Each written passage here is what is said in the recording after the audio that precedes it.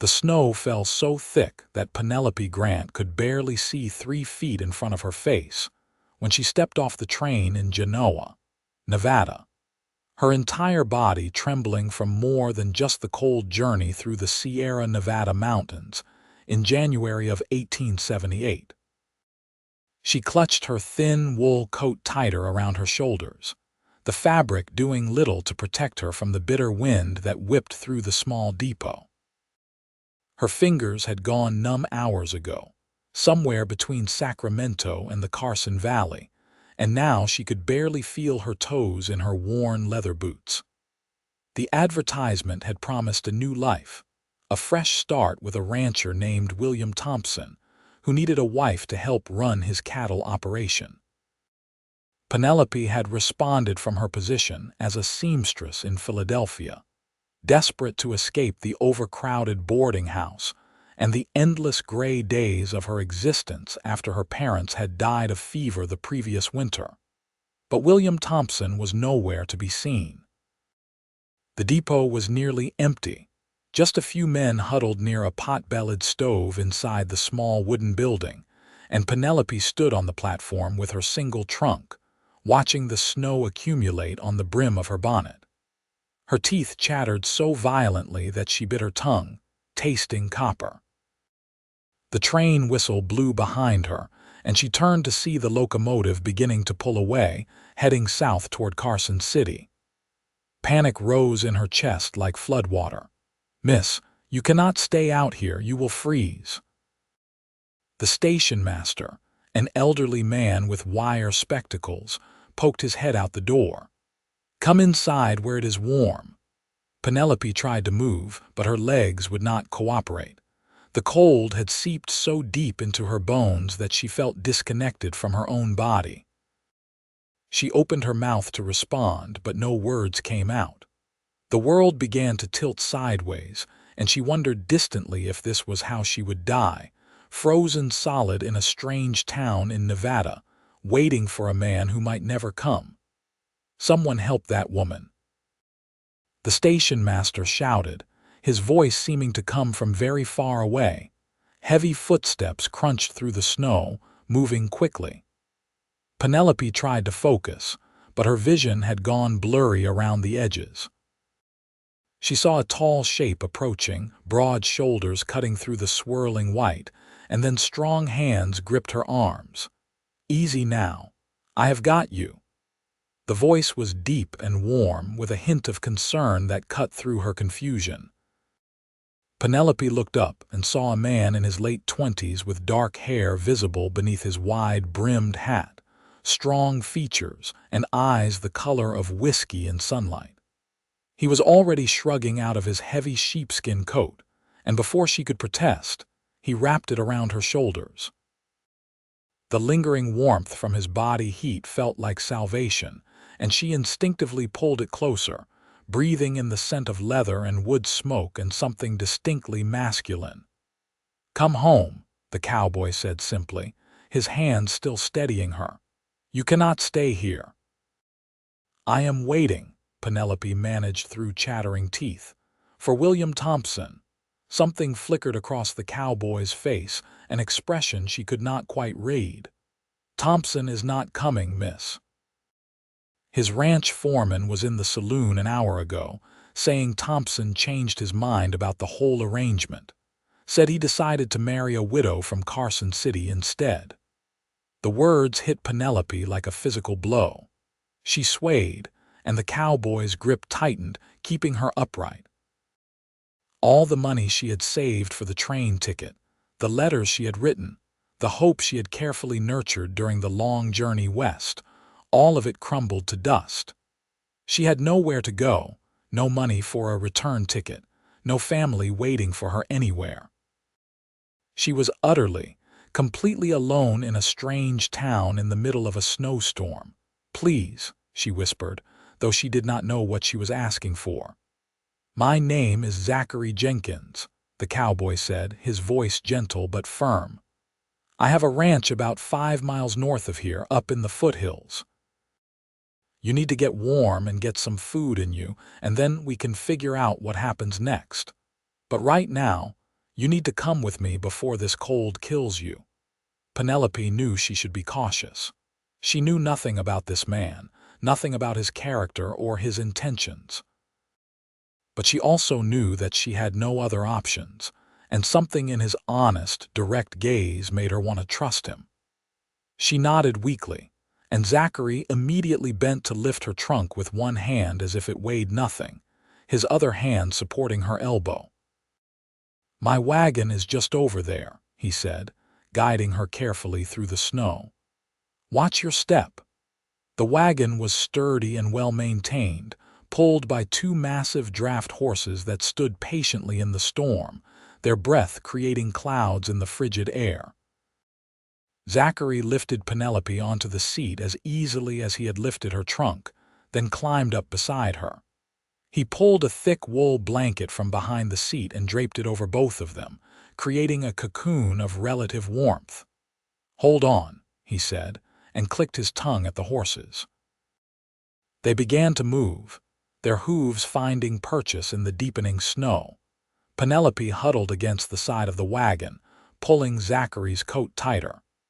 The sheepskin was warm and heavy, and she could feel sensation beginning to return to her extremities in painful prickles. She risked a glance at the man beside her. He sat with easy confidence, guiding the horses through what was rapidly becoming a blizzard, his profile strong and calm.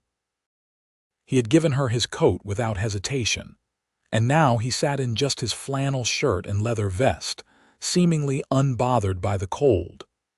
"Are you not freezing?" she asked, her voice shaky. Zachary glanced at her, and the corner of his mouth lifted in a small smile. "I have been working in this weather since I was a boy. My blood runs pretty hot. Besides, you needed it more than I did. Another 10 minutes out there and you would have been in serious trouble." "Why did you help me?" The question came out before Penelope could stop it. He was quiet for a moment, his attention on navigating around a large drift. "Because it was the right thing to do," he said finally. "And because I know what it is like to be alone in the world with nowhere to turn. Someone helped me once, when I needed it. I figure I can do the same for someone else." They drove in silence for a while, the only sounds the creak of the wagon, the plodding of the horses, and the endless whisper of falling snow. Penelope tried to stay alert, tried to take in her surroundings, but exhaustion and cold had taken their toll. Her eyes kept drifting closed, and each time she jerked awake, Zachary would glance at her with concern. "Not much farther now," he said. "Stay awake for me, miss." "What is your name?" "Penelope Grant," she said, forcing her eyes open. "From Philadelphia." "That is a long way to come," Zachary said. "What made you answer Thompson's advertisement?" Penelope hesitated, then decided there was no point in hiding the truth. "My parents died last winter. Fever took them both within a week of each other. I was working as a seamstress, but the pay was barely enough to cover my room in a boarding house. I had nothing left for me there, no other family, no prospects. When I saw the advertisement for a mail-order bride, it seemed like an opportunity for a new start. I suppose I was naive." "You were hopeful," Zachary corrected gently. "That is not the same as being naive. Thompson is a fool for changing his mind, but his loss does not have to be your tragedy. Things have a way of working out, even when they seem impossible." Penelope wanted to believe him, but the cold had settled into her very soul, and she could not see beyond the immediate crisis of her situation. She had no money, no prospects, and now she was dependent on the charity of a stranger. It was a precarious position for any woman, especially in the rough and unpredictable West. The ranch appeared through the snow like a mirage. Penelope saw a sturdy 2-story house built of timber and stone, with smoke rising from 2 chimneys. There was a large barn, several outbuildings and corrals that were currently empty, the horses presumably sheltered from the storm. Everything looked well maintained and prosperous. suggesting that Zachary Jenkins was successful at what he did. He pulled the wagon up to the front of the house and set the brake. "Wait here just a moment," he said, and jumped down. He moved around to her side and reached up, his hands spanning her waist as he lifted her down. Penelope's legs nearly gave out when her feet touched the ground, and Zachary caught her easily, one arm supporting her back. "I have got you," he said again, and somehow those simple words made her feel safer than she had in months. He guided her up the steps to the wide front porch and opened the door, ushering her into warmth that felt like a physical embrace.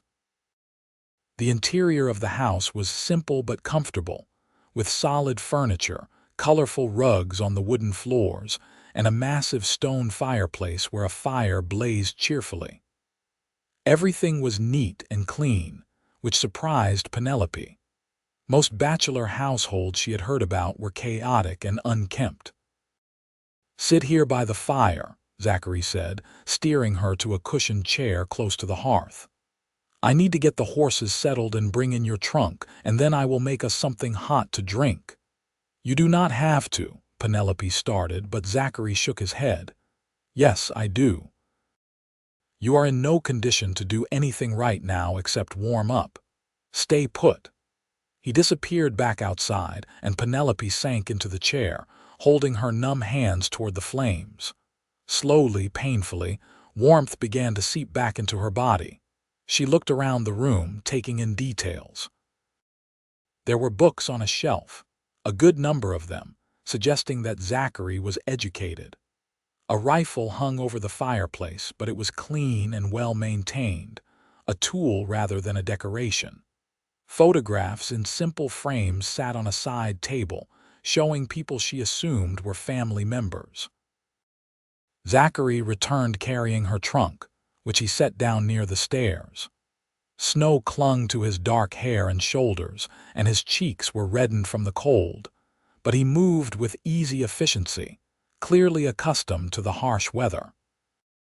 He shrugged off his vest and rolled up his sleeves, then went to the kitchen area that occupied one end of the large main room. "Coffee or tea?" he called. "Tea, please, if you have it," Penelope said. "I have it. My mother insisted I keep a civilized household, and that includes tea." There was affection in his voice when he mentioned his mother. Penelope watched as he put a kettle on the large iron stove and began pulling out supplies. His movements were sure and practiced, and she realized that he was accustomed to taking care of himself. Within minutes, he had set a pot of stew to warm, sliced thick pieces of bread, and arranged everything on the table. "The tea needs another minute," he said, coming to sit in the chair opposite hers. "How are you feeling?" "Warmer," Penelope admitted. "Thank you. I do not know what would have happened if you had not been there." "You would have frozen," Zachary said bluntly. "Nevada winters are nothing to take lightly, especially up here in the mountains. That station master should have brought you inside immediately, not left you standing on the platform." "He did try. I think my body just stopped cooperating." Penelope looked down at her hands, which were still pale but no longer blue.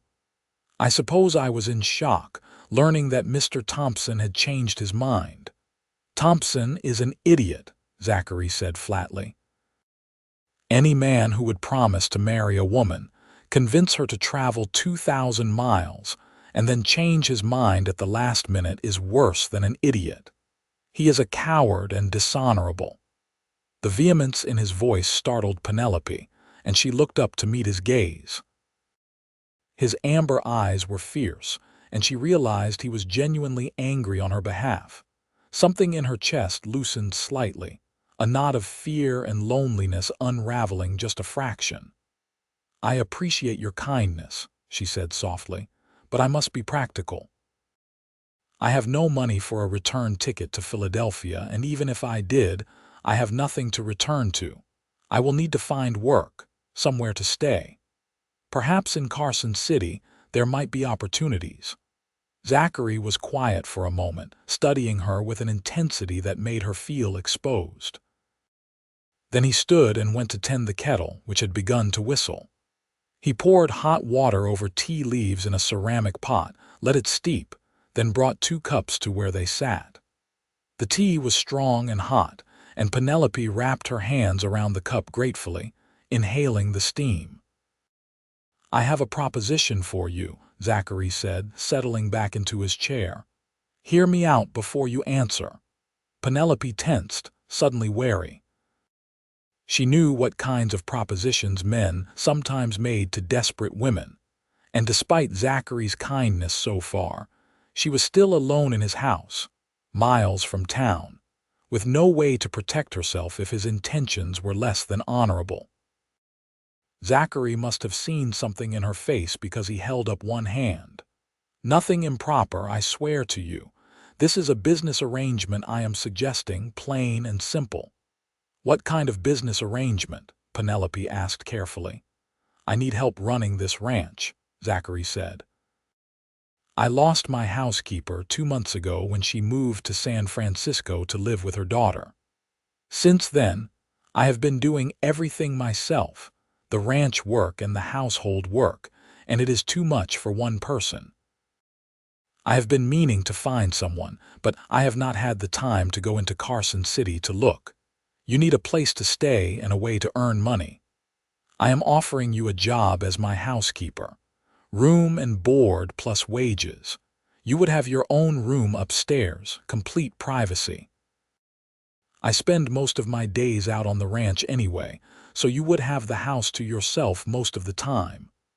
Penelope stared at him, trying to process what he was saying. "You are offering me employment, just like that?" "Why not?" Zachary said. "You obviously know how to keep a household, you are educated, you traveled across the country by yourself, which shows courage and independence. I need help, you need work. It seems straightforward to me." "But you do not know me," Penelope protested. "I could be anyone, a thief, a liar, anything." Zachary smiled, and it transformed his entire face, making him look younger and more approachable.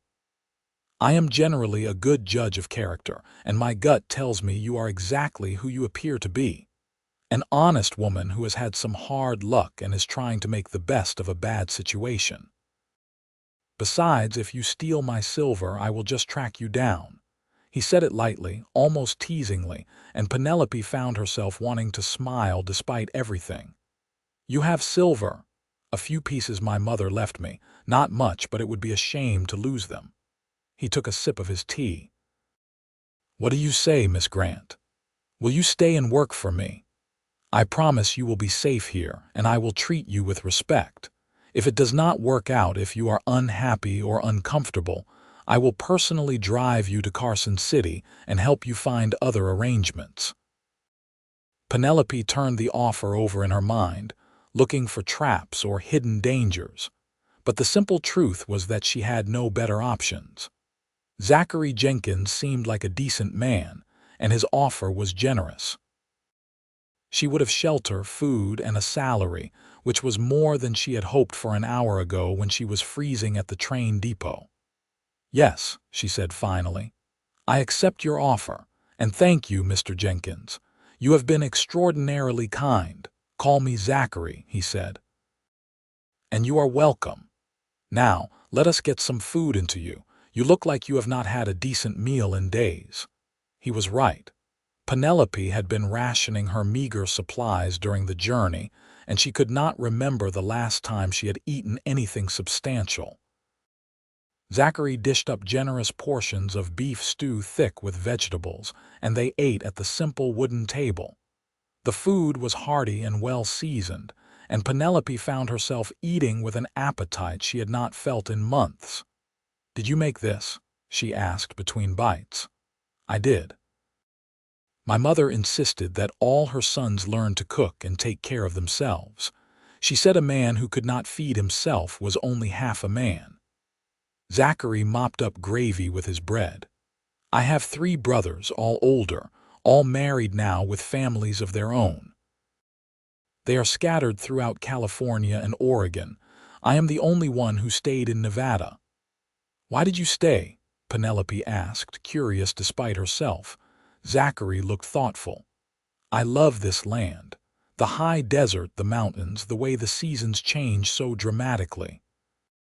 I bought this ranch 4 years ago when I was 24, and I have been building it up ever since. I have about 300 head of cattle, good breeding stock.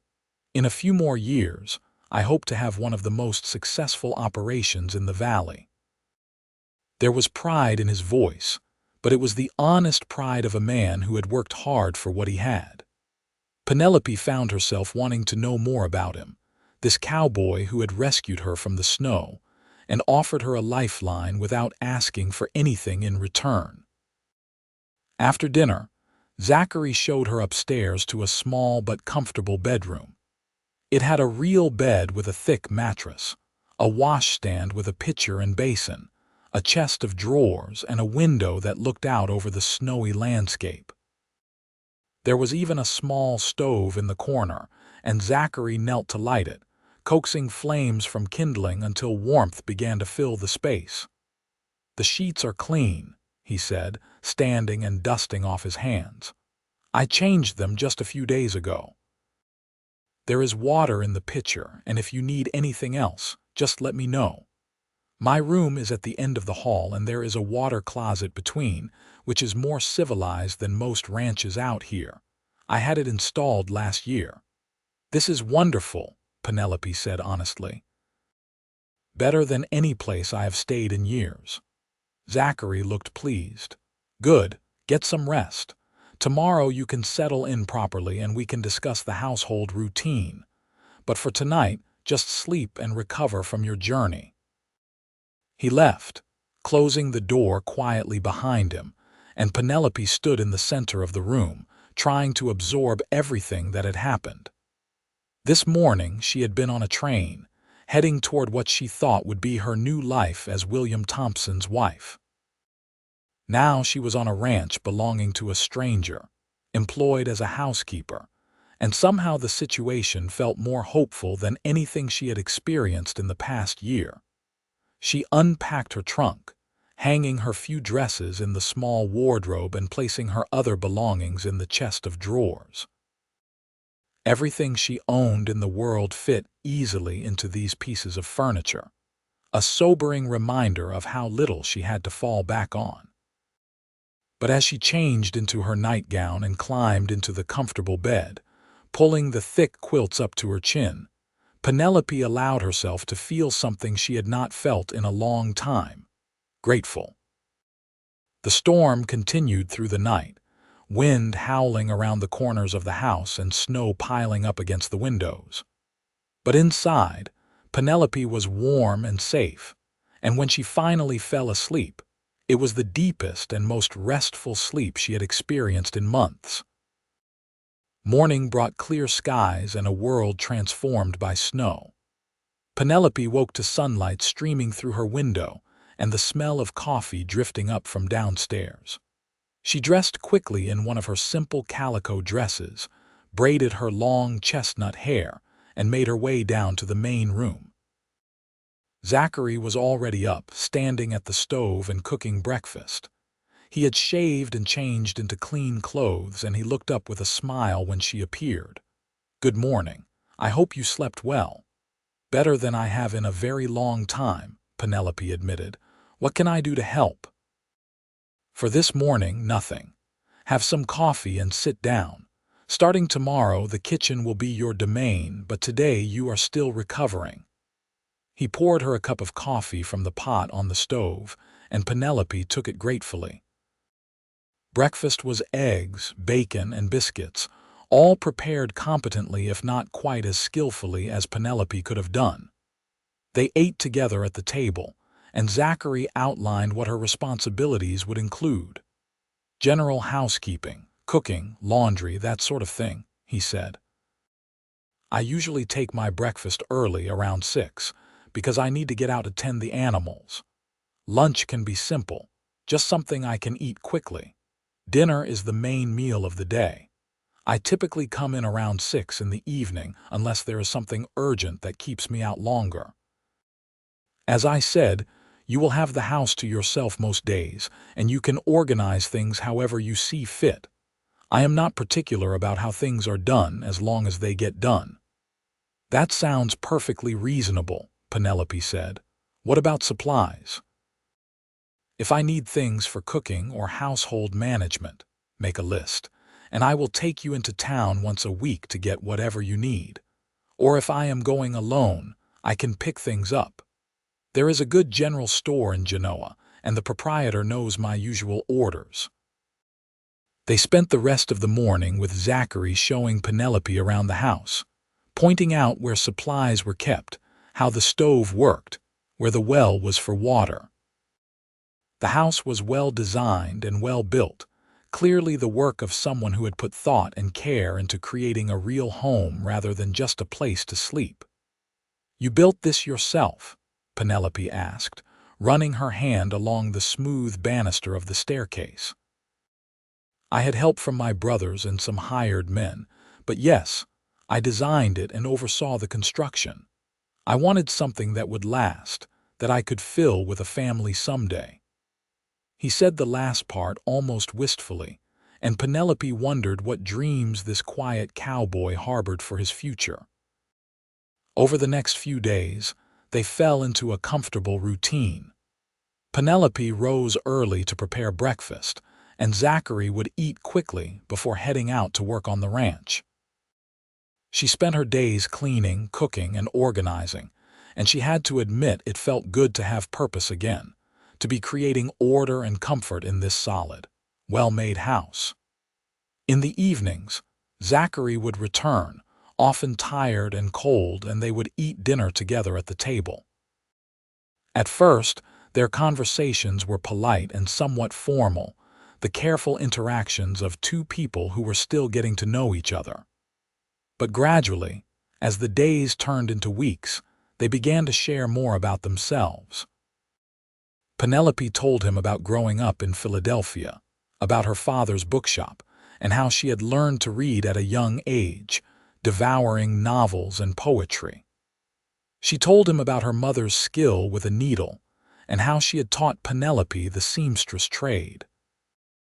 Zachary, in turn, told her about growing up in California, about learning to ride and rope from his father, about the hard work and simple pleasures of ranch life. He spoke with deep affection about his family, and Penelope could tell he missed them, even though he had chosen a different path. "Do they ever visit?" she asked one evening as she cleared away the dinner dishes.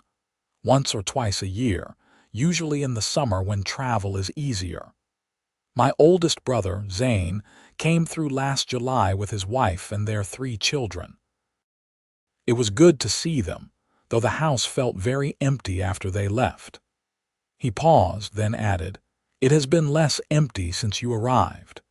Penelope felt warmth spread through her chest at his words, and she busied herself with the dishes to hide the sudden color in her cheeks. Over the past few weeks, she had become increasingly aware of Zachary as more than just her employer. She noticed the way his eyes crinkled when he smiled, the quiet strength in his hands, the gentleness with which he treated everything and everyone around him. She noticed how he always made sure she had enough firewood, how he asked about her day and actually listened to the answers, how he sometimes brought her small treasures from town: a ribbon, a packet of seeds for a summer garden, a new book. She realized with some alarm, beginning to care for him in ways that went beyond gratitude or simple affection. It was a dangerous development, given that their relationship was supposed to be purely professional. Penelope tried to remind herself that Zachary had offered her employment, not courtship, and that it would be foolish to confuse his kindness for anything deeper. But then there were moments when she would catch him watching her, his expression unguarded, and she would see something in his eyes that made her breath catch. Moments when their hands would brush as he handed her something, and the contact would linger just a fraction too long. Moments when the air between them seemed to shimmer with unspoken possibilities, Winter gradually loosened its grip on the valley, and the first hints of spring began to appear. Snow melted in the lower elevations, revealing the brown grass beneath. Zachary became busier, preparing for calving season, and often he would come in late for dinner, exhausted but satisfied. Penelope found herself listening for the sound of his footsteps on the porch, anticipating his arrival with an eagerness that had nothing to do with her duties as a housekeeper. One evening in early March, Zachary came in looking troubled. Penelope was setting the table and she looked up with concern. "What is wrong?" she asked.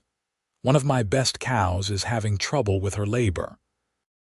I have been with her for hours, but the calf is positioned wrong, and I do not think I can turn it by myself. I am going to have to ride over to the Johnson ranch and ask Mark to come help. It is going to be a long night." "What can I do?" Penelope asked immediately. Zachary looked at her with surprise. "You do not have to do anything. This is ranch work, not household work. You have been nothing but kind to me since the moment we met," Penelope said firmly. "Let me help. I may not know anything about cows, but I can fetch things, hold a lantern, whatever you need." Something shifted in Zachary's expression, a warmth that went beyond simple appreciation. "All right, bundle up warm and come out to the barn with me, but I warn you, it is not going to be pleasant."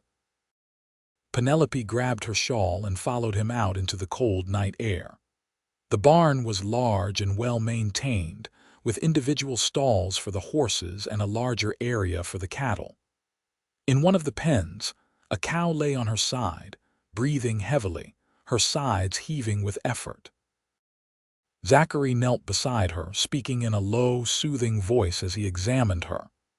"Can you hold the lantern up high right here?" he asked Penelope, indicating a spot near the cow's head. Penelope did as he asked, and for the next several hours she assisted as Zachary worked. He was patient and gentle with the struggling animal, never losing his temper even when the situation seemed hopeless. Finally, with one last coordinated effort, he managed to turn the calf and guide it into the world. It was a messy, primal process, but when the newborn calf took its first shaky breaths and the mother began to lick it clean, Penelope felt tears spring to her eyes. "You did it," she whispered. Zachary sat back on his heels, his shirt soaked with sweat despite the cold. "We did it," he corrected, looking up at her with a smile that made her heart turn over in her chest. "Thank you for staying. It helped having you here." They walked back to the house together through the pre-dawn darkness, and Penelope was acutely aware of how close he was, how their shoulders brushed with each step. Inside, she heated water so Zachary could wash up, and then she made them both coffee, even though the sun was beginning to rise. "You should get some sleep," she said, but Zachary shook his head. "Too wound up. Besides, I want to check on that cow and calf again in an hour or so, make sure they are both doing well." He took a sip of his coffee, studying her over the rim of the cup. "You were amazing tonight." Most city women would have fainted or refused to help with something like that. "I am tougher than I look," Penelope said with a small smile. "I am beginning to realize that." Zachary set down his cup and leaned forward, his elbows on the table. "Can I ask you something?" "Of course." "Are you happy here? I know this is not the life you imagined when you answered Thompson's advertisement, and I want to make sure you are not just staying because you feel you have no other choice." Penelope considered the question carefully. "I am happier than I have been in a very long time," she said honestly. "This place, this work, it feels right in a way nothing in Philadelphia ever did. I feel useful here and valued, and I enjoy your company very much." "I enjoy yours as well," Zachary said quietly, "more than I probably should." The words hung in the air between them, full of implications that neither of them seemed quite ready to address directly. Penelope felt her pulse quicken, and she knew she should say something, but she could not find the words. Zachary stood abruptly. I should go check on that calf. Try to get some rest, Penelope. You have earned it. He left before she could respond, and Penelope sat alone at the table, her coffee growing cold in her hands, wondering what would have happened if she had been brave enough to tell him the truth. That she was falling in love with him, and that the thought of leaving this ranch, leaving him, was becoming more unbearable with each passing day. Spring arrived in earnest, transforming the valley into a carpet of wildflowers and new grass. The cattle thrived, the calves growing strong and healthy, and Zachary's hard work began to pay visible dividends. He hired 2 ranch hands to help with the increased workload, young men named Tom and Billy who were respectful and hardworking. They took their meals in the bunkhouse, but Penelope would prepare large pots of stew or beans that Zachary would carry out to them. With the warmer weather came more trips into town, and Penelope accompanied Zachary on the weekly supply runs. Genoa was a small but thriving community, with a main street lined with businesses and a population that seemed to know everyone else's affairs. Penelope quickly became the subject of gossip and speculation. The women in the general store would ask pointed questions about her living arrangements, their eyes sharp with curiosity or disapproval. It cannot be proper, you living out there alone with Mr. Jenkins, one particularly sour-faced matron said one afternoon. A single woman and a single man under the same roof, it simply is not done. Penelope felt her cheeks flush with anger and embarrassment, but before she could respond, the storekeeper's wife, a plump woman named Helen Morris, came to her defense. Sarah Patterson, you mind your own business. Penelope is employed as Mr. Jenkins's housekeeper, which is a respectable profession, and Zachary Jenkins is one of the most honorable men in this valley. If you are looking for scandal, you will have to look elsewhere. Sarah sniffed disdainfully but said nothing more, and Penelope thanked Helen quietly as she completed her purchases. The older woman patted her hand kindly. Do not mind Sarah. She has nothing better to do than make trouble. You just keep doing what you are doing, dear. Zachary has been alone out there for too long, and it is good to see him looking happy again. The comment stayed with Penelope as she and Zachary drove back to the ranch. She glanced at him, taking in the relaxed set of his shoulders, the easy way he handled the reins, the contentment that seemed to radiate from him. Did he truly seem happier since she had arrived? And if so, was it simply because he no longer had to manage all the household work himself, or was it something more, as if sensing her scrutiny, Zachary turned to look at her? What are you thinking about? Nothing important, Penelope said, then changed her mind. Actually, that is not true. I was thinking about what Mrs. Morris said about how you seem happy. Are you? Happy, I mean. Zachary was quiet for a moment, considering. Yes, he said finally. I am. This ranch has always been my dream, but for a long time it felt incomplete somehow. Like I was building something that needed more than just me to make it whole. Since you came, the house feels like a home instead of just a place I sleep. Does that make sense? Yes, Penelope whispered. It does. They drove in comfortable silence for a while, and then Zachary said, There is a dance in town next Saturday night. The church sponsors them once a month as a social event for the community. Would you like to go, with me? Penelope's heart skipped. As your housekeeper or as something else? Zachary pulled the wagon to a stop, right there in the middle of the road. He turned to face her fully, his amber eyes serious and intent. Penelope, I have been trying to respect the professional boundaries of our arrangement, trying not to make you uncomfortable or put you in an awkward position. But the truth is that I have feelings for you that go far beyond those of an employer. I think you are remarkable, brave, intelligent, and beautiful. I look forward to coming home every evening because I know you will be there. I find excuses to linger over dinner because I do not want our conversations to end, and I think, though I could be wrong, that you might feel something similar." Penelope could barely breathe. "You are not wrong," she managed. "I do feel the same way. But I did not want to presume, did not want to risk losing what we have." Zachary reached out and took her hand, his calloused fingers wrapping around hers. "You will not lose anything. If anything, I hope we might gain something better. I would like to court you properly, Penelope Grant. With your permission, I would like to take you to that dance not as my housekeeper, but as the woman I am falling in love with." Tears sprang to Penelope's eyes, but they were tears of joy. "Yes," she said. "Yes, I would like that very much." Zachary's face broke into a grin, and he lifted her hand to his lips, pressing a kiss to her knuckles that sent shivers up her arm. "Then it is settled. Saturday night, we will dance, and all of Genoa can gossip about it all they want." The week leading up to the dance passed in a haze of anticipation and nervous excitement. Penelope spent her free time altering one of her better dresses, adding new lace trim and ribbon that she had purchased in town.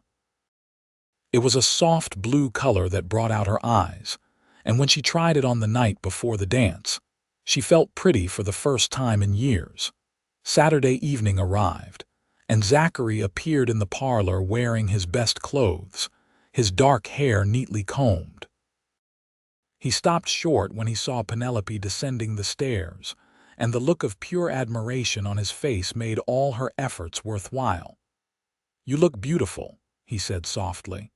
"You look quite handsome yourself," Penelope replied, and it was true. In his clean white shirt, dark vest, and black trousers, Zachary cut an impressive figure. They drove to town in the wagon, the spring evening warm and pleasant. The dance was held in the church hall, which had been decorated with paper streamers and lanterns. A small group of musicians was setting up in one corner, and tables laden with refreshments lined one wall. The room was already filling with people from the surrounding ranches and farms, all dressed in their finest clothes and eager for an evening of entertainment. Zachary kept Penelope close to his side as they entered, his hand resting lightly on the small of her back. Penelope was aware of the looks they received, some curious, some approving, and a few openly disapproving. But Zachary seemed unconcerned, greeting neighbors and introducing her with pride. "This is Miss Penelope Grant," he would say. "She has been managing my household for the past few months, and tonight she has kindly agreed to accompany me to this dance." Most people were friendly, and Penelope found herself relaxing as the evening progressed. The music started, a lively fiddle tune, and Zachary led her onto the dance floor. He was a surprisingly good dancer, confident and smooth, and Penelope found herself laughing with genuine pleasure as they moved through the patterns of the dance. They danced several dances together, breaking only to catch their breath and have some punch. During one of these interludes, Helen Morris approached with her husband, a tall man with a kind face. "It is lovely to see you both here," Helen said warmly. "You make a fine pair." "Thank you, Mrs. Morris," Penelope said. "How are things out at your ranch, Zachary?" Mr. Morris asked. "I heard you had a good calving season." The men fell into conversation about cattle and market prices, and Helen drew Penelope aside slightly. "I am glad to see Zachary finally courting someone," the older woman said quietly. "He has been alone too long, and you are exactly the kind of woman he needs. Strong, practical, and kind. Do not let the gossips bother you, dear. They will find someone else to talk about soon enough." "I appreciate your support," Penelope said sincerely. The evening continued with more dancing, food, and pleasant conversation. As the night grew later, the music slowed, becoming softer and more romantic. Zachary drew Penelope into his arms for a waltz, holding her closer than was strictly proper, and she did not care. She rested her head against his shoulder, breathing in the clean scent of him, feeling his heartbeat through the layers of clothing between them. "I could dance with you all night," Zachary murmured against her hair. "That would cause quite a scandal," Penelope said with a smile. "Let it. I am tired of worrying about what people think. I just want to be with you." On the drive home, they sat close together on the wagon seat, Penelope's head resting on Zachary's shoulder.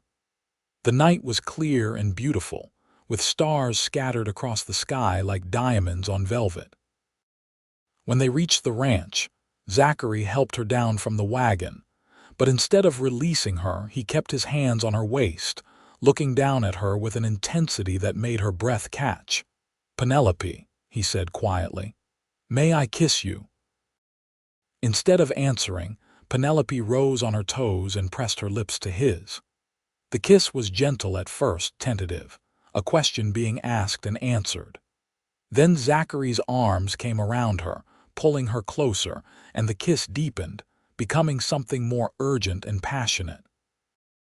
Penelope had been kissed before, awkward fumbling attempts by unsuitable suitors in Philadelphia, but nothing had prepared her for this.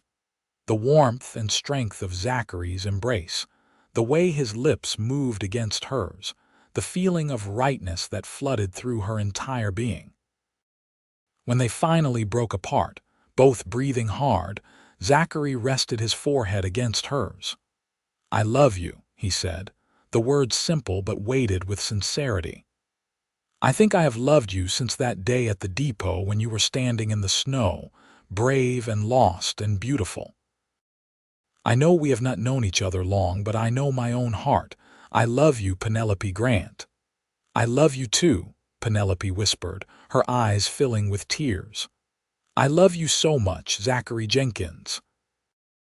They stood there for a long moment, holding each other under the stars, and Penelope felt as though all the broken pieces of her life had finally come together into something whole and beautiful.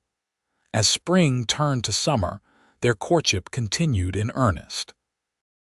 Zachary found excuses to be near the house more often, and they spent long evenings on the porch, talking and planning for the future. He began to speak openly about marriage, about the life they could build together, and Penelope encouraged these conversations, her own dreams aligning perfectly with his. One evening in late June, after a particularly beautiful sunset had painted the sky in shades of gold and rose, Zachary took Penelope's hand and led her down to the meadow below the house. Wildflowers were in full bloom, creating a riot of color, and the air was sweet with their scent.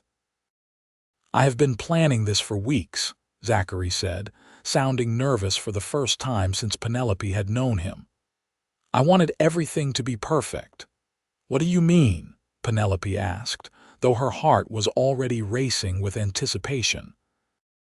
Zachary stopped in the middle of the meadow and turned to face her, taking both of her hands in his. "Penelope Grant, you came into my life on the worst and best day imaginable. You were lost and freezing, and I was just trying to do the right thing. But somewhere along the way, helping you stopped being about charity and started being about love. You have made this house a home, made my life full and complete in ways I never imagined possible. I cannot imagine my future without you in it, and I do not want to try." He released one of her hands and reached into his pocket, pulling out a small velvet box. When he opened it, Penelope saw a simple gold ring with a small sapphire stone, the blue as deep and clear as the Nevada sky. "This was my grandmother's ring," Zachary said. "My mother gave it to me years ago, telling me to save it for the woman I wanted to spend my life with. I want that woman to be you. Will you marry me, Penelope? Will you be my wife, not just my housekeeper, and share this life with me?" "Yes," Penelope said, tears streaming down her face. "Yes, yes, 1,000 times yes." Zachary slipped the ring onto her finger, a perfect fit, and then he was kissing her again, lifting her off her feet and spinning her around while she laughed with pure joy. When he set her down, they were both smiling so widely their faces hurt, and the future stretched out before them like the endless summer sky, full of promise and possibility. They were married in August, in the small church in Genoa with the entire community in attendance. Penelope wore a new dress that she had sewn herself, white lace over pale pink silk, and she carried a bouquet of wildflowers that Zachary had picked for her that morning. Helen Morris stood up as her matron of honor, and Zachary's oldest brother Zane traveled from California to serve as his best man. The ceremony was simple but meaningful, the words of the marriage vows taking on profound significance as Penelope and Zachary spoke them to each other. When the minister pronounced them husband and wife, and Zachary kissed her in front of the entire congregation, Penelope felt a sense of belonging and rightness that she had never experienced before. This was where she was meant to be, with this man, building a life in this wild and beautiful place. The reception was held in the church hall, with tables groaning under the weight of contributed dishes, and more dancing and laughter than Penelope had thought possible.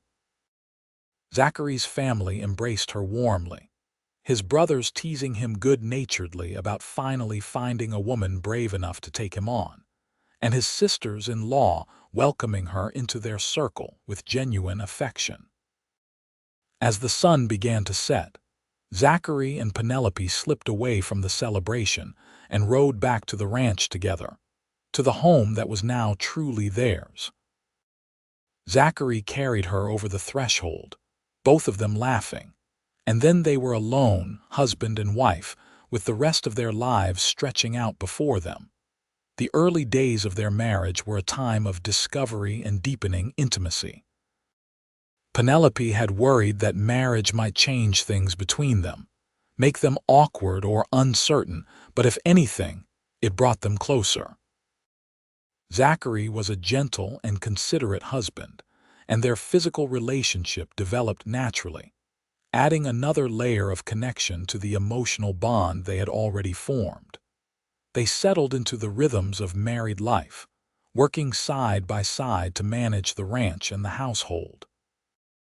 Penelope learned to ride properly, and sometimes she would accompany Zachary when he checked on the cattle in the far pastures. They would pack a lunch and make a day of it, eating together on a hillside overlooking the valley, talking about their dreams for the future.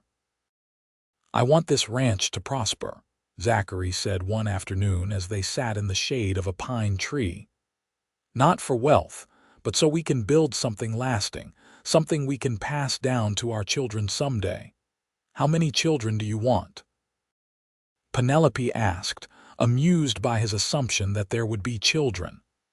"As many as the Lord sees fit to bless us with," Zachary said with a grin. "But at least 3 or 4. I come from a big family and I want that for us too." "What about you?" "I always wanted children," Penelope admitted. "When I was in Philadelphia, working in that drafty boarding house, I used to watch families walk past on the street and wonder if I would ever have that for myself. Now here I am, married to a wonderful man, living in this beautiful place. Sometimes I have to pinch myself to believe it is real." "It is real," Zachary assured her, pulling her close, "and it is only going to get better." His prediction proved accurate. As autumn arrived and then winter, the ranch continued to thrive. The cattle were healthy, the hay stores were sufficient, and Zachary's reputation as an honest dealer and skilled rancher grew throughout the region. More importantly, their marriage deepened and strengthened with each passing day. They learned each other's quirks and habits, developed private jokes and rituals, and built the kind of partnership that made them stronger together than either could have been alone. In the spring of 1879, Penelope realized she was pregnant. She waited until she was certain, and then she told Zachary one evening after dinner, her heart pounding with excitement and nervousness. "I am going to have a baby," she said simply. "We are going to have a baby."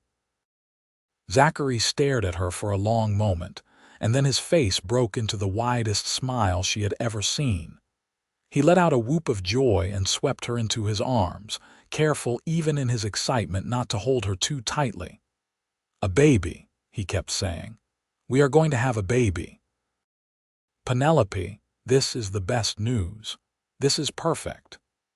He immediately became protective and attentive, insisting that she not overwork herself, hovering whenever she tried to lift anything heavy. Penelope found his concern endearing, though she had to remind him regularly that pregnancy was a natural condition, not an illness, and that she was perfectly capable of managing her normal activities. As summer approached and her pregnancy became more visible, women from the community began to visit more regularly, bringing baby clothes and advice.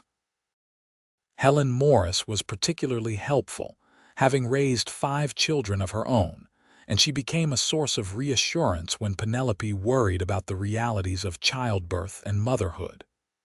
"You will be a wonderful mother," Helen told her one afternoon as they sat on the porch snapping green beans. "And Zachary will be a wonderful father. That child is going to be very lucky." The baby came in October, after a long but manageable labor. Zachary paced downstairs while Helen and another experienced midwife attended Penelope, and when he finally heard the cry of his newborn child, he nearly knocked the door down in his haste to get to her. "You have a son," Penelope told him, exhausted but glowing with joy as she held the tiny bundle. "A beautiful, healthy son." Zachary sat carefully on the edge of the bed, staring at the infant in awe. The baby had a shock of dark hair and strong features that already resembled his father. When Zachary reached out a tentative finger and the baby gripped it instinctively, tears began to roll down the new father's face. "He is perfect," Zachary whispered. "You are perfect. Penelope, I love you so much." They named him James, after Zachary's father, and the baby quickly became the center of their world. Zachary proved to be a doting father, always willing to walk the floor with James when he fussed at night, changing diapers without complaint, and singing off-key lullabies that never failed to make Penelope smile. The ranch hands took turns peeking in at the baby, these rough cowboys becoming surprisingly gentle and soft-spoken around the infant. The years that followed were full and rich. James grew into a sturdy, adventurous little boy with his father's amber eyes and his mother's thoughtful nature. When he was 2, Penelope gave birth to twin girls, Emma and Elizabeth, who looked like miniature versions of her. Zachary was over the moon with his daughters, declaring them the most beautiful girls in Nevada and promptly becoming wrapped around their tiny fingers. The ranch prospered as well. Zachary's hard work and integrity paid off, and within a few years, he had expanded his operation significantly, becoming one of the most successful cattlemen in the region. But success never changed him. He remained the same honest, hard-working man Penelope had fallen in love with, devoted to his family and his community. As the children grew, the house filled with noise and laughter, and the chaos of family life. Penelope sometimes thought back to that cold January day in 1878, when she had stood freezing at the train depot, abandoned and alone, with no idea what the future would hold. If someone had told her then that she would find love, build a family, and create a life of such fulfillment and joy, she would never have believed it. But here she was, in the autumn of 1885, standing on the porch of her home watching her husband teach their son to ride while the twins played in the yard, and her heart was so full she thought it might burst. She was expecting their 4th child, due in the spring, and while she knew the challenges of raising another baby, she also knew the rewards. Zachary caught her eye from across the yard and grinned, that same smile that had captured her heart all those years ago. He said something to James, then swung down from his horse and walked over to the porch, taking the steps 2 at a time. "What are you thinking about?" he asked, wrapping his arms around her from behind and resting his hands on her growing belly. "I was thinking about the day we met," Penelope said, leaning back against his solid warmth. "About how I thought my life was over and how you proved me so wrong." "I was thinking about that day too," Zachary said. "About how I went into town for supplies and came home with the love of my life. Best trip I ever made. Do you remember what you said to me when you wrapped me in your coat? Come home," Zachary said softly. "I said come home. I did not realize at the time that you were not just offering me shelter from the storm. You were offering me everything I had ever wanted, everything I did not even know I needed." Zachary turned her to face him, cupping her face in his hands. "You gave me the same thing. This ranch was just a place before you came. You made it a home, made me complete. I thank God every day for that snowstorm that brought you into my life." "And I thank God for you," Penelope said, standing on her toes to kiss him. "For your kindness and your courage and your love. You saved me, Zachary Jenkins." "We saved each other," he corrected. And then he was kissing her properly, with all the passion and devotion of a man deeply in love with his wife. A shriek of laughter from the twins interrupted them, and they broke apart to see Emma chasing her sister with a frog. James had dismounted and was trying to corral his sisters, looking very much the responsible older brother. Zachary laughed and went to help sort out the chaos, and Penelope watched him go, her hand resting on her belly where their 4th child grew. This was her life now. Not the fairy tale she had imagined as a girl, not the desperate bargain she had tried to make when she answered William Thompson's advertisement, but something better and more real. A life built on love and partnership, on hard work and shared dreams, on the solid foundation of mutual respect and unwavering commitment. The years continued to pass, marked by the changing seasons and the growing children. James inherited his father's love of ranching and began learning the business as soon as he was old enough to sit a horse properly. The twins were inseparable, bright and curious girls who kept Penelope on her toes with their endless questions and adventures. The 4th child, another boy they named Daniel, was born healthy and strong in the spring of 1886. As Penelope approached her 32nd birthday in 1890, she looked around at the life she had built and felt nothing but gratitude. Her children were healthy and happy, her husband was the same loving and devoted man he had always been, and their ranch was thriving. They had weathered challenges together, harsh winters and drought summers, illness and loss, but through it all their love had remained constant. Zachary, now 38, had a few threads of silver in his dark hair, but he was still strong and vital, still looking at Penelope with the same love and desire he had shown on their wedding day.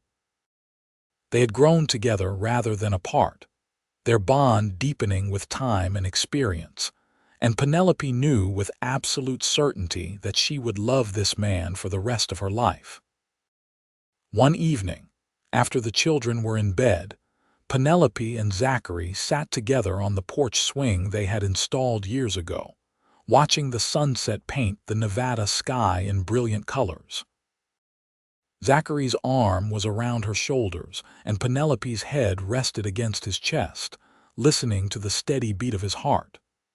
"You ever wonder what would have happened if Thompson had actually shown up that day?" Zachary asked suddenly. Penelope considered the question.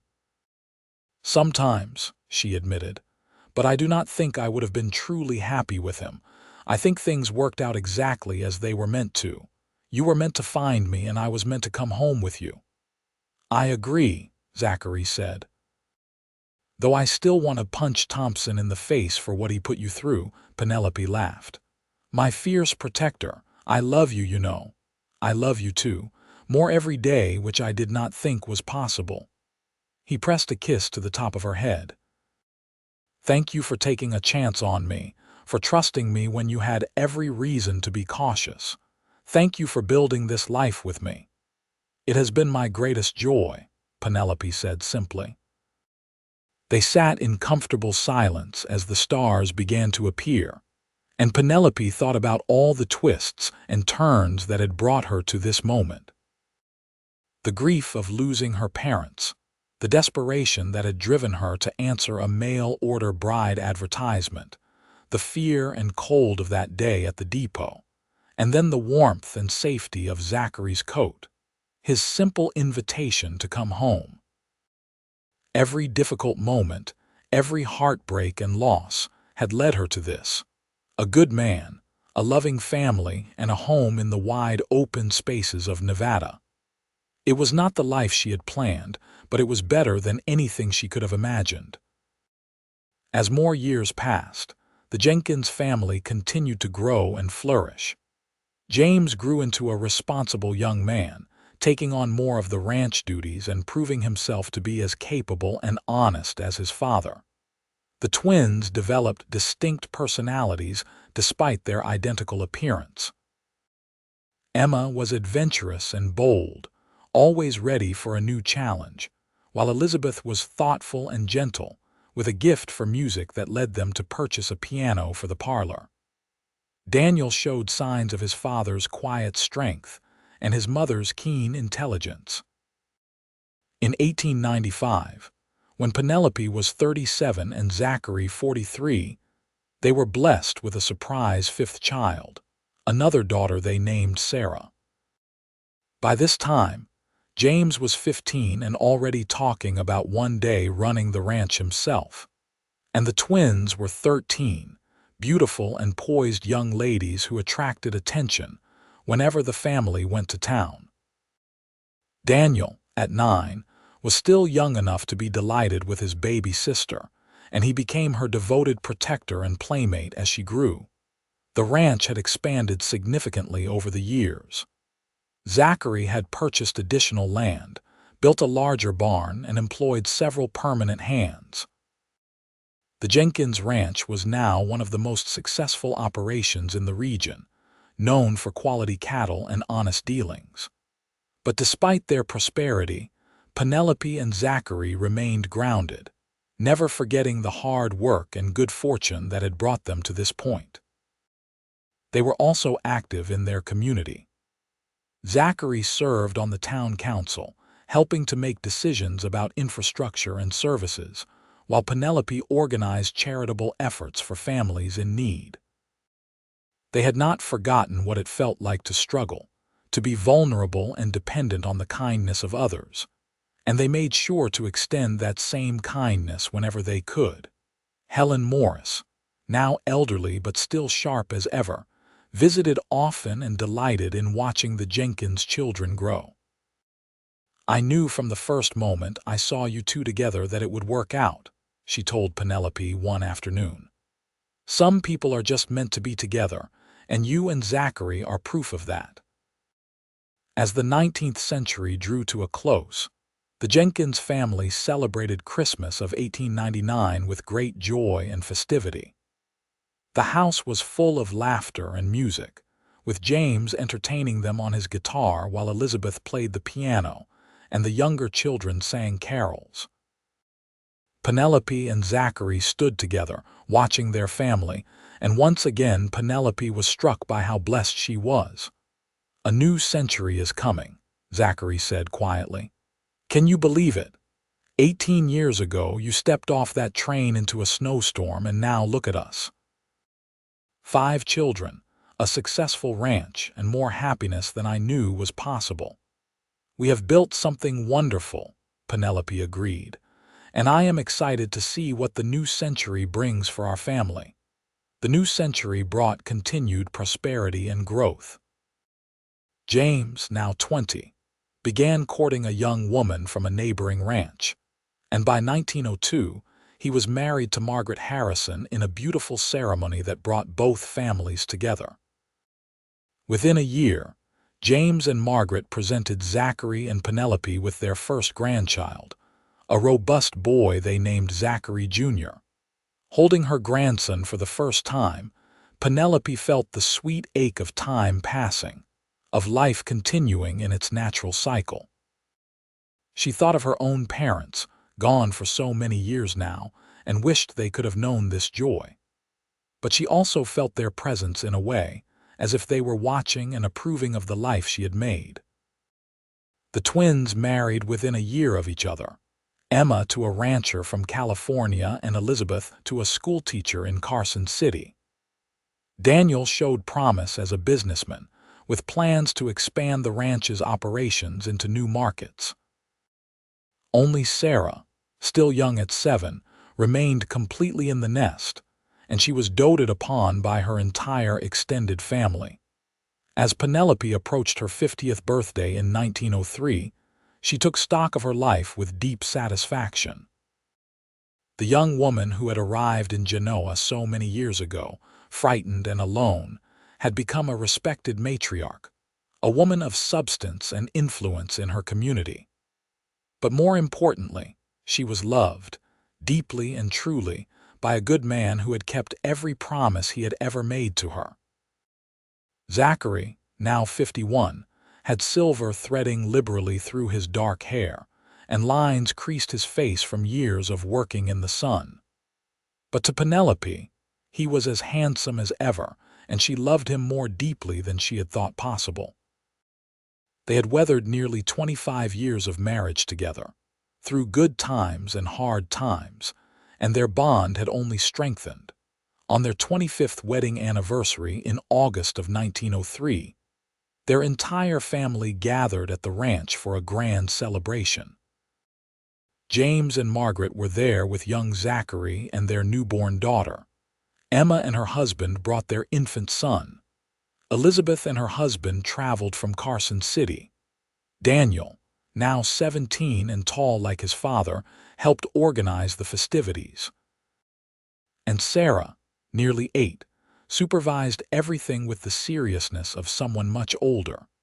The house and yard were filled with family and friends, all gathered to celebrate the love story that had begun on a snowy day at a train depot. Zachary's brothers came with their families, now grown children with children of their own. Helen Morris, remarkably still alive at 85, held court in a comfortable chair on the porch, regaling anyone who would listen with stories of the early days. As the sun set and lanterns were lit throughout the yard, Zachary stood and called for everyone's attention. He reached for Penelope's hand, drawing her to stand beside him. 25 years ago, he began, his voice carrying clearly in the evening air, I went to town for supplies and found something much more valuable. I found a woman standing alone in a snowstorm, and something told me that my life was about to change forever. I was right. Penelope, you have been my partner, my best friend, and the love of my life. You have given me 5 incredible children and helped me build something lasting and meaningful. Every day with you has been a gift, and I look forward to spending whatever years the Lord gives us together.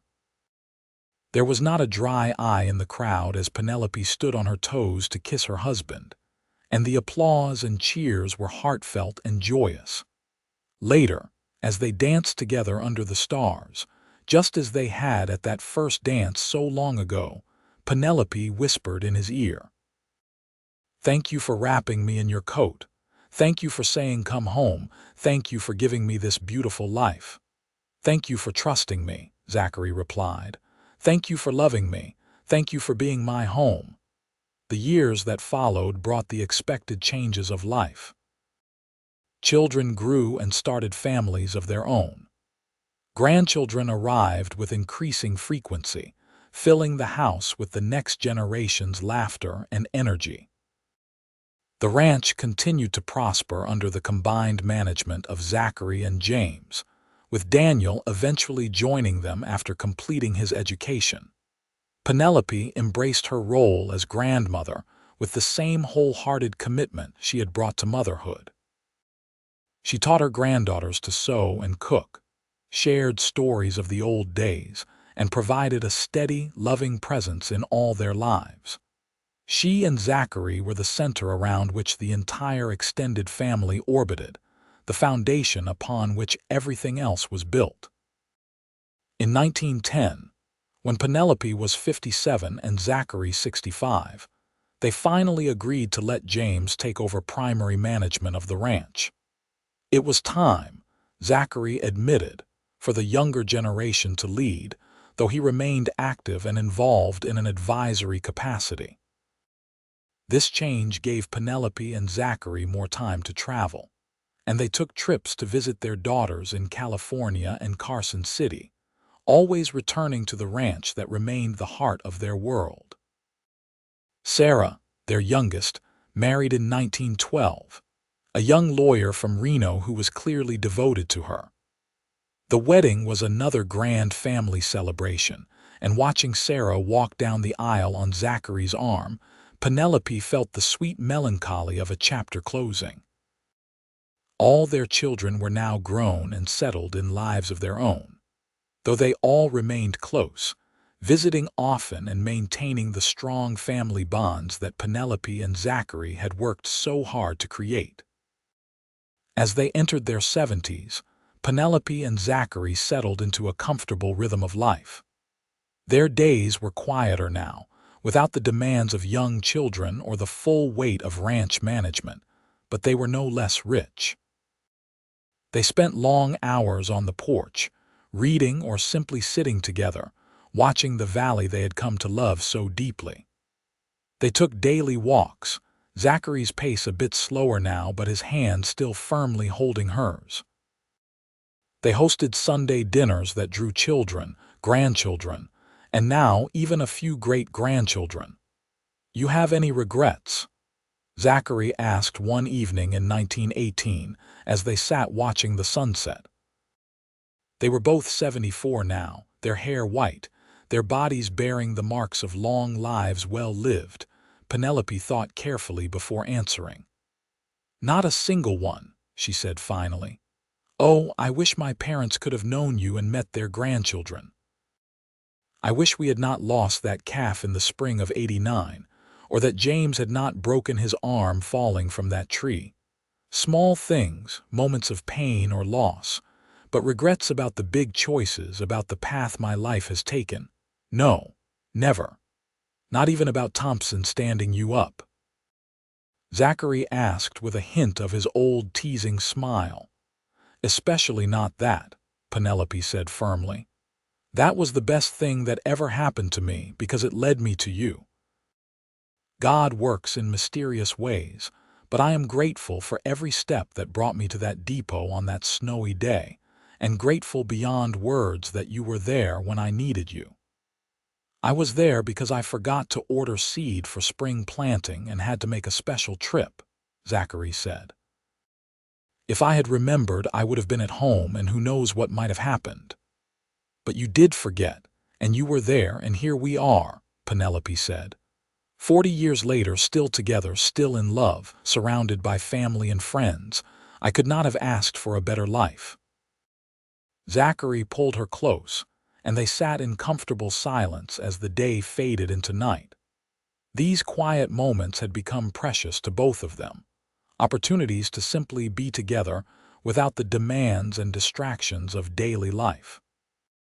They had weathered so much together, built so much, loved so deeply, and now they were in the twilight of their lives, still side by side. As age advanced, they both slowed down, but their minds remained sharp, and their love remained constant. James and his family moved into the main house to help care for them, and Penelope found joy in being surrounded by her grandchildren, teaching them recipes and stories, passing down the family history to the next generation. On a bright morning in October 1920, Penelope woke to find Zachary still sleeping beside her, his breathing shallow and uneven. She knew, with the instinct born of more than 4 decades of marriage that something was wrong. She called for James, and they summoned the doctor from town, but Zachary's strong heart, which had carried him through 76 years of life, was finally wearing out. He woke briefly that evening, his amber eyes still clear and focused as he found Penelope's face. "I love you," he whispered. "Always have, always will." "I love you too," Penelope said through her tears. "Thank you for everything. Thank you for saving me, for loving me, for building this beautiful life with me." "Best thing I ever did," Zachary said with a faint smile. "Come home with me, Penelope. When it is your time, come find me, and we will go home together." He died peacefully that night, surrounded by his family, and Penelope held his hand until the very end. The grief was profound, a loss that shook her to her core, but alongside the sorrow was gratitude for the years they had shared, for the love that had sustained them both, for the legacy they had built together. The funeral was attended by hundreds of people, a testament to the lives Zachary and Penelope had lived and the impact they had made on their community. Penelope stood strong at the graveside, supported by her children, and said her final goodbye to the man who had been her everything. The months that followed were difficult. The house felt empty without Zachary's presence, and Penelope moved through her days in a fog of grief. But her family surrounded her with love and support, and gradually, the sharp edge of loss dulled into a quieter ache. She took comfort in her memories, in the family they had created together, in the knowledge that she had been truly and deeply loved. She lived for another 5 years, remaining active and engaged with her family. She met more great-grandchildren, saw the ranch continue to thrive under James's capable management, and maintained the traditions she and Zachary had established. She spoke often of Zachary, keeping his memory alive for the younger generations who had not known him well or at all. On a snowy evening in January 1926, 48 years almost to the day after she had arrived in Genoa, Penelope died peacefully in her sleep.